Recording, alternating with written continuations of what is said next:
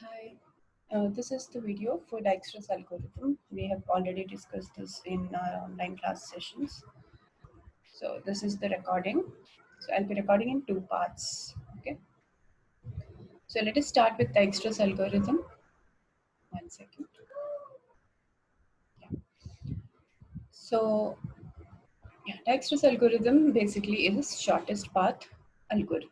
Okay, shortest path first algorithm, that is SPF algorithm. So the main aim of this algorithm is to find a shortest path between nodes in a graph. Okay. For example, consider our area. So let it be Brookfield is one node, Graphite Signal is one node, SAP Labs is one node, and ITPL is one node. Kundanhalli is the fifth node.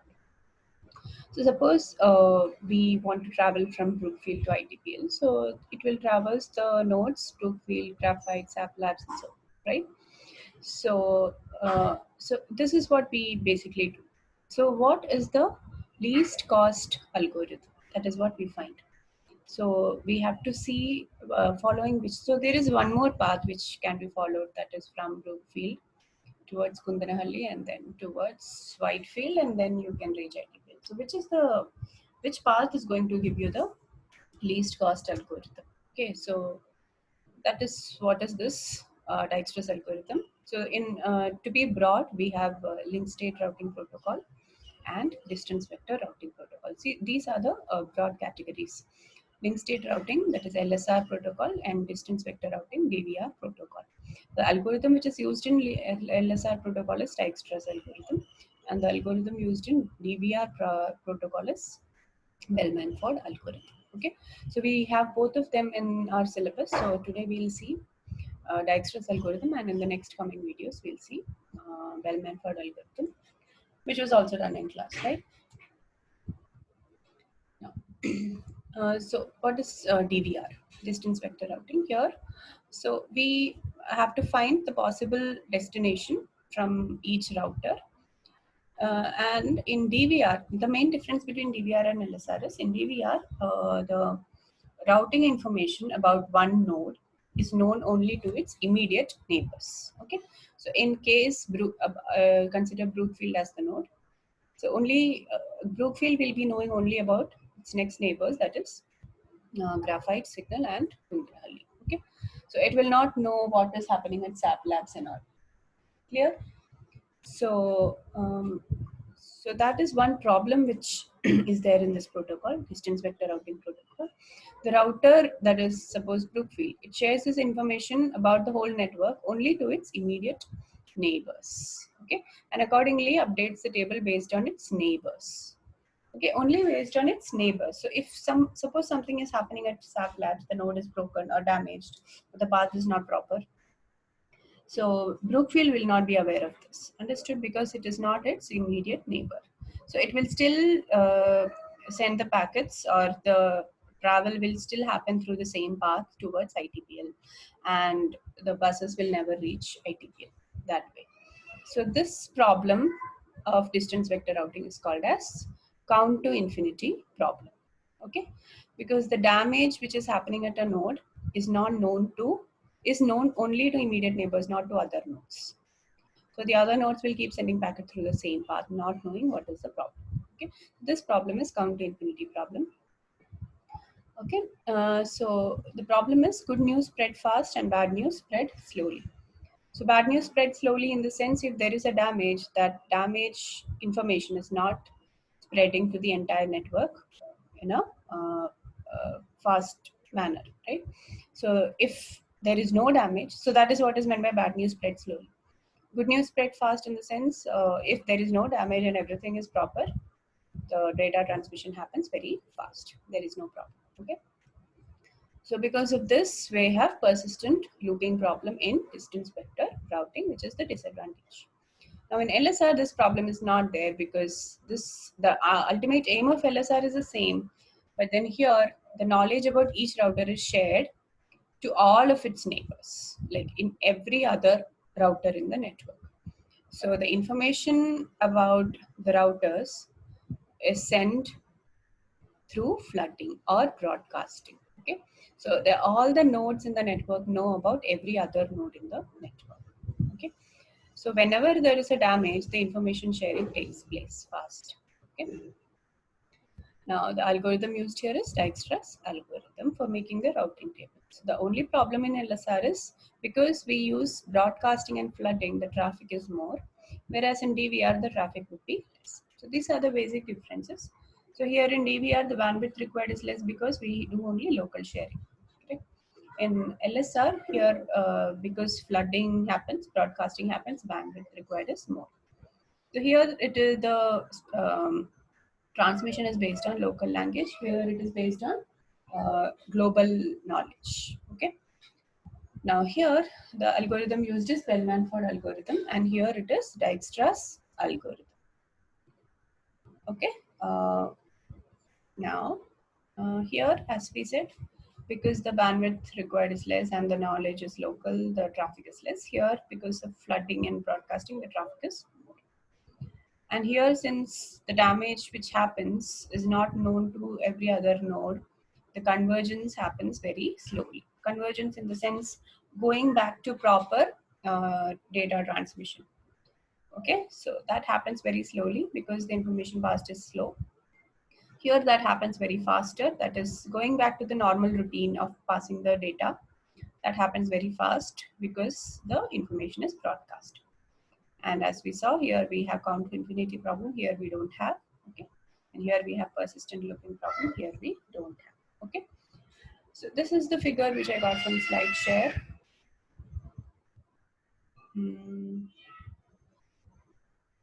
One second. So this I got from SlideShare, where DVR is demonstrated. So if there is a damage in this node D, you can see the information, since it is not passed to every other node, the path followed will be this itself. Okay, so the same path will be followed even though the node is damaged. So the packets which are going through this path will never reach the destination. So this is count to infinity problem because the node is down. Okay, here this is LSR. So in link state routing, each node has a complete map of the topology. Okay, so if there is any damage in this path and the node, if any node fails, it will quickly calculate the new route. Okay, and then the packets would be reaching the destination through a new path. Okay, this is because every node knows about the routing table of every other node. So only difficulty is that all nodes need to have a consistent view of the network, right? So the traffic is more basically in this, correct? So that was about DVR and LSR. Now let us quickly go to our example, which we have to do for our lab. Let us take this example. So one thing you have to notice, it is not single-ended arrows. Just remove the arrows when you draw it in your observation, okay? So we have 5 nodes, consider 5 nodes here. The numbers which are written here is called as weight or cost or distance. You can call it as cost, weight, distance, all are same. So here, the numbers which are written here signify them. Okay, and the solid lines show the path. So this example, let us consider. So first what we have to write is we have to write 2 matrices. One is cost matrix and one is path matrix. Okay, so these two. So initial cost and path matrix. So in the initial cost matrix and path matrix, what we write is whatever we see in this node diagram. Okay, so cost matrix is these values. What is the weight? When you travel from 1 to 2, example 1 to 2, what is the cost? So 2. So whatever we have written here is the direct path values. Okay, so 1 to 3. 1 to 3 direct path is 10. 1 to 4. 1 to 4 direct path is 3. 1 to 5 direct path is 20. 2 to 1 direct path is 2. So this will be a symmetric matrix because 1 to 2 is same as 2 to 1. Okay, so this will be symmetric. Now all the diagonal elements would be 0 because 1 to 1, there is no transmission, right? So that node to node, all the values would be 0. That is, the cost is 0. Similar is the case with path matrix. Okay, now let us come back to this later. So let us finish this part. So now take an example 2 to 4. There is no direct path between 2 to 4. So in theoretically, the cost value would be infinity. So since we can't enter infinity in our tool, software tool, so we enter some higher cost value. So here we have entered 100, which is higher than all the cost values which are given here. You can put any other higher values also. Okay. So all the paths which do not have direct values are entered with 100 here. So 2 to 5 also we don't have direct path, right? So it is 100. Similarly, it's the case with 4 to 2 and 5 to 2 also, right? Similarly, 3 to 4 also we don't have direct path, hence these are 100. Now the path matrix, the initial path matrix is all zeros. That means the direct paths, So if there is any direct path, the destination itself is the via path, right? So we don't have any, one second.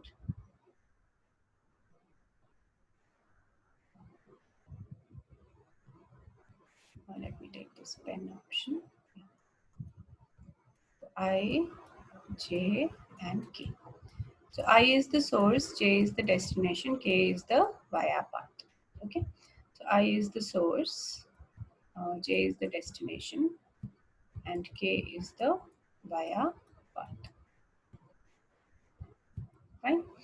Now, this via path. So when we write the direct path values, we don't have a via path, right? Hence, all the K values. So whatever is written in this path is nothing but K. Okay. All these are K values, these zeros which you see. So because initial path matrix, since we have written all the direct cost values, there is no via path, and hence all the K values are 0 in the path matrix. So initial path matrix is assigned as all zeros. Okay. Next. So now let us come to individual via paths one by one. So we will have a loop which is the outermost loop will be for K. Okay, so for K is equal to 1. So which all via paths can you take? You can take all the nodes as via path, right? So it starts from K equal to 1 and it is ending at K equal to 5 for this particular example. How much ever is the number of nodes, and then K plus plus. So this will be your outermost loop, that is K equal to 1 till 5. So for K equal to 1, let us find all the possible cost and path values from all the sources to all the destinations. So for K equal to 5, you will have inner loops for I, and then one more loop that will be for J. So for via path K equal to 1, all the possibilities from source to destination. So for K equal to 1, 1 to 1, 1 to 2, right? 1 to 3, 1 to 4, 1 to 5. Okay. Similarly, K equal to 1, 2 to 1, 2 to 3, like that. So this is how the loops will go on. So K equal to 1, then I equal to 1, and J equal to 1. So yeah. So as I have told in class, for loop will have 3 things. One is where to start, where to end, and how to increment. So that will be K plus. This is I plus plus and J plus plus, right? So this is how the loop will be. So the outermost loop will be K equal to 1 because we are considering a via path 1, and in that what all will happen. So in that, so let this be I and this be J, like that. Okay, you can take the other way also, no problem. Now, as we said, all the diagonal elements would be 0. Yeah. And when we consider via path K equal to 1, the row and column corresponding to 1 will not change. Okay. Similarly, this row and column corresponding to K will also not change. Clear? Yeah. Now, um, yeah. Now let us take 2, row and column corresponding to 2, since this is not going to change. So let us take 2 to 3. So 2 to 3, direct path value was 3, right? So via 1, if you move, what is the path? This is the path. So 2 plus 10, that is 12. So 12 is not lesser than the previous value, 3. So only if the cost value is going to be lesser than the previous value, we are going to change it. So this 3 we are not going to change because there is no lesser cost value than 3. Now let us take 2 to 4. So 2 to 4, the previous value was 100, right? Now that should be changed, right? So the new value would be,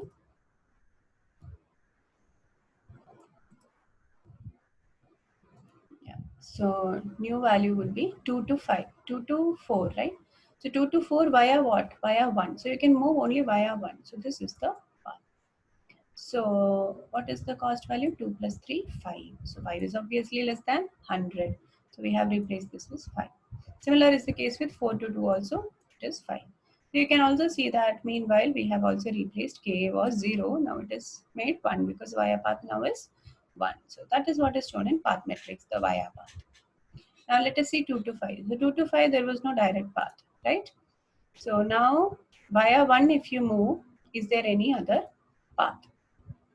So via 1, 2 to 5 would be this path, right? So what is it? 2 plus 20, that is 22. 22 is obviously less than 100. So we have put here 22 and meanwhile we have replaced this also as k equal to 1.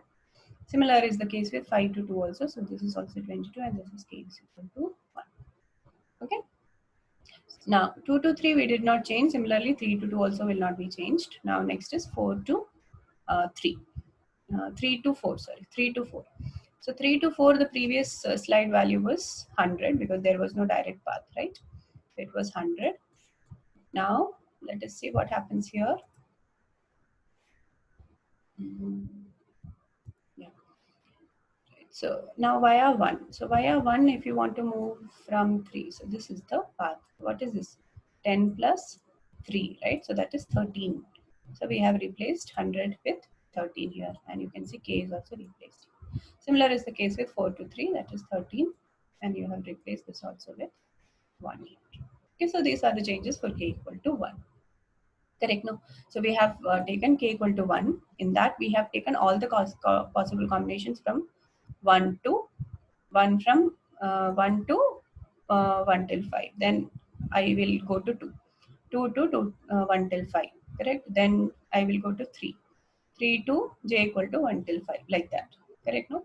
So this all happened only for 1. Now what is the next for loop? For k, it is 2. So next is for k equal to 2. In that, all the possibilities for I and j. So now I will go through only the changes which I have highlighted here. So 1 to 3, the previous slide value was 10. Okay. Now one more thing is, as I said, in via path 2, the row and column corresponding to 2 will not change. Okay.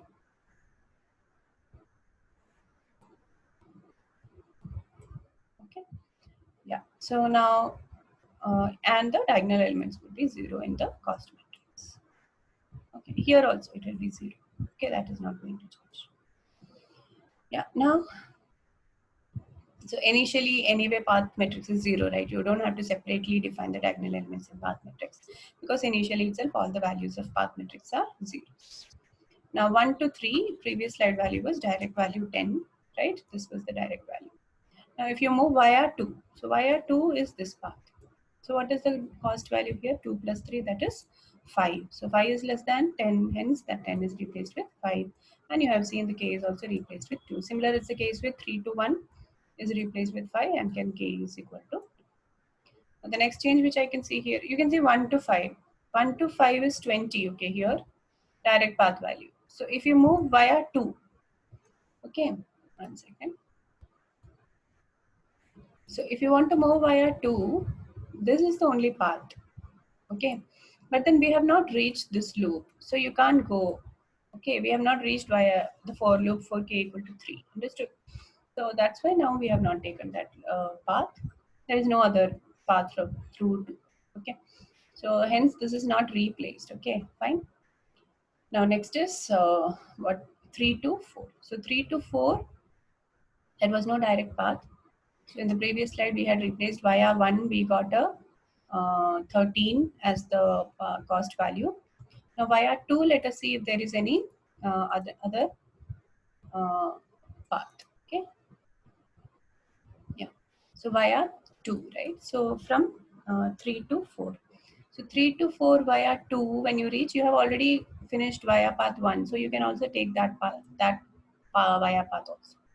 So this is C, so this is 3 plus 2 plus 3, that is 8. So 8 is lesser than 13, correct?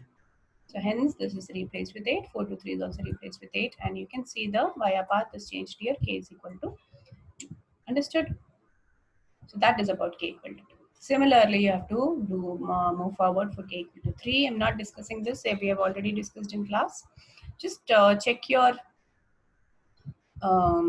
do it by yourself and then check it, cross check it with these values, pause it and cross check with these values. And then for k equal to 4, do the same thing. Okay. And then let us see what happens at the end. That is the last via path, that is k, the last loop, right? K equal to 5. So here 3 to 4 is changed. So 3 to 4, the previous value would have been, see here, 3 to 4, previous value was 8 and 4 to 3 was 8 and the via path was 2. After that, we didn't get any via path. So now this was that path. Now, if you consider via path 5, you can consider this path, right? So the cost is 4 plus 1. So 4 plus 1 is obviously less than 8, hence that is replaced here. And then you can see the k value is also changed to 5. So this is the final cost and path metrics at the end of the loop. So this is what is obtained after the algorithm. Understood? Now let us see what happens with the code. So I'll stop this video here and then I'll start recording fresh from the coding part in the next part. Okay. So thank you. Watch the next video for the coding logic.